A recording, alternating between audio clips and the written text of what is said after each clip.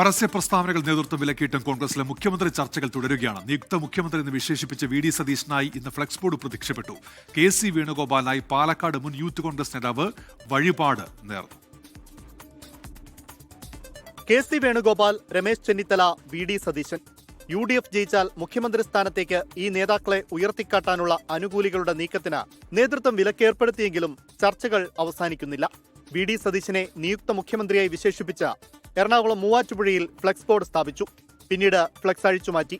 ഇതിനിടെ K C വേണുഗോപാലിനായി മുൻ youth Congress നേതാവ് കളഭം കൊണ്ട് തുലാഭാരം നേർന്നു. യൂത്ത് കോൺഗ്രസ് തൃശൂർ മുൻ ജില്ലാ വൈസ് പ്രസിഡന്റ് CM അനിൽകുമാറാണ് പാലക്കാട് ഏമൂർ ഹേമാംബിക ക്ഷേത്രത്തിൽ വഴിപാട് നേർന്നത്. എല്ലാവരും നേതാക്കന്മാരാണ്, പക്ഷെ നമ്മൾ കെ സിനെ ഭയങ്കര ഇഷ്ടപ്പെടുന്ന ഒരാളാണ്. നമ്മുടെ മനസ്സിൽ കെ സി മുഖ്യമന്ത്രി ആവട്ടെ തന്നെയാണ് നമ്മുടെ ആഗ്രഹം. ദേശീയ നേതൃത്വം അത് പറഞ്ഞു കഴിഞ്ഞു. ഇപ്പൊ നമുക്ക് ഇഷ്ടമുള്ളത് ഇപ്പൊ വേറെ നമ്മൾ പരസ്യ പ്രസ്ഥാനം ഒന്നും അല്ലല്ലോ, ഒരു വഴിപാടാണല്ലോ നമ്മൾ കൊടുക്കുന്നത്. ഇതിനിടെ ഡൽഹിയിൽ കെ സി വേണുഗോപാലുമായി മാത്യു കുഴൽനാടൻ കൂടിക്കാഴ്ച നടത്തി. കൂടിക്കാഴ്ചയ്ക്ക് ശേഷം മാധ്യമങ്ങളെ കാണാതെ പിൻഗേറ്റിലൂടെ മാത്യു കുഴൽനാടൻ മടങ്ങി. അതേസമയം തന്റെ രാഷ്ട്രീയ ജീവിതം വിവരിച്ച ഇംഗ്ലീഷ് പത്രത്തിൽ പരസ്യ ഫീച്ചർ നൽകിയ Thiruvananthapuram DCC general secretary Prajin ബാബുവിനെ രമേശ് ചെന്നിത്തല അതൃപ്തി അറിയിച്ചു. പ്രജിൻ ബാബുവിന് KPCC നേതൃത്വം കാരണം കാണിക്കൽ നോട്ടീസ് നൽകിയിരുന്നു. Election desk 24.